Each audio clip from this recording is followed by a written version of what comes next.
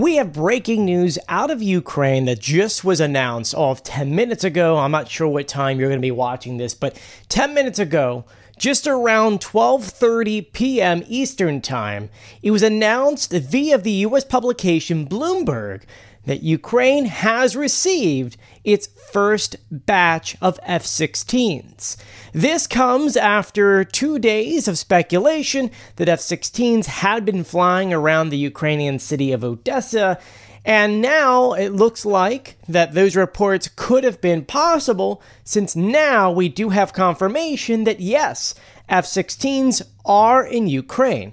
But let's break down what we know so far. So just to back up, it was Russian Telegram groups about a week ago started saying that Ukraine had received F-16s, and it was just 2 days ago, on Monday, that we started seeing one video showcasing what looked to be a fighter jet flying in the sky, but there really wasn't much detail. I mean, it did look like an F-16, but the way that the video was taken from a different angle, kind of looking up, you just saw a tree and that was it.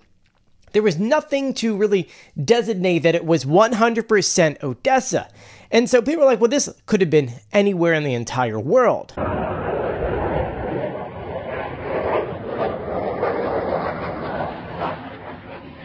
I think it was that video that kind of now made this report from Bloomberg come out. Because in the article it says, Ukraine gets first delivery of F-16 fighter jets after long wait.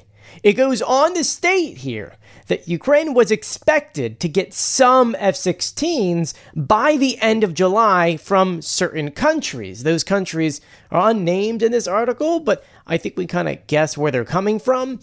And so, because today is July 31st, the deadline was for today. Now remember the time difference, so it's about, 6:30 p.m. Kyiv time? So I guess kind of does make sense. In the article, I want to read for you the first two paragraphs where it says, the first delivery of F-16 fighter jets from NATO allies have arrived in Ukraine, in a long-awaited move that many boost the war-torn nation's ability to repel Russia's attack. And that is 100% right. Because even if they're not physically there, it's the threat of them being there which will be enough to scare Russia. But what we expect is Ukraine to use them to give some kind of ground coverage so that Ukrainian forces can fend off the Russians and push them back. Because for the most time, actually from the beginning of Russia's invasion, Ukrainians only use ground forces for ground support to kind of fire deep into Russia. If they can get air superiority, well then guess what? The Russians, that front line, it's not going to be moving as much. It continues by saying the deadline for the transfer of the US-made warplanes was the end of this month, and it has been respected, according to people familiar with the matter, who spoke under the condition of secrecy. The number of jets is small. But one thing that you'll read in this article that they made sure to say, Ukraine has not confirmed or denied this information, which means Ukraine probably does have them. It's just they're not willing to put that information out of. All that being said, it's a small number, which means they may not be going to the front lines. Ukraine is getting roughly about 80 of them between the Netherlands, Denmark, Belgium, and Norway.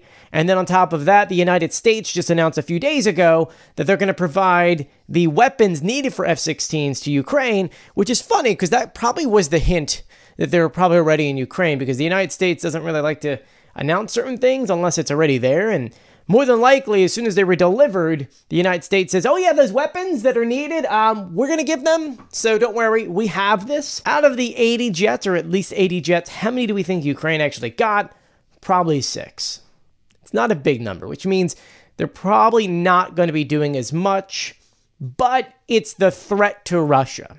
Or if they are going to do something, it's going to probably be the thing that I talked about a few days ago on this channel, how Ukraine could use these to strike at Russia and play it safe, which is pretty much just taking off from Odessa, then heading over the Black Sea, striking targets in occupied Crimea, before then turning around, because that's what Russia's doing with the Caspian Sea or the Sea of Azov, and it's the safest thing for Ukrainians to do, which does make a lot of sense when you realize that Ukraine doesn't want to lose these aircraft into Russian arms, and so if they were to need to crash or eject, the aircraft can go into the Black Sea, somewhere that Russia cannot get to. Or, Russia could technically get on boats and head over there, But then there are sitting targets for the Ukrainian Neptune missiles, which will then sink those vessels. So, I mean, in a way, Russia could do that if they want. Might make for a fun show. Thing to add, though, Bloomberg did a whole article last year talking about how if Ukraine does get F-16s, that it's not really going to do anything on the battlefield, and that more than likely they'll be used or restricted to just defense or used in very high-risk operations. What is considered a high-risk operation? And this was from a year ago when Crimea had a lot of air defense systems. Russia still had a lot of ships at that time in, we'll say, the outskirts of Sevastopol and different ports. Russia pulled all that back. Ukrainian forces used HIMARS, ATACMS, and other things to take out air bases, radar stations, satellite antennas. They did enough to push military families to start to leave and have a lot of Russians decide that maybe they shouldn't be going to occupied Crimea this time of year due to a lot of fires and Russian debris falling out of the skies onto their beaches. So a year later, is their argument still the same? Is it that they won't be a game changer? That's what's up in the air right now. I once again believe that Ukraine could use this to push the Russians out of Crimea and slowly push the Russians back up into Russia.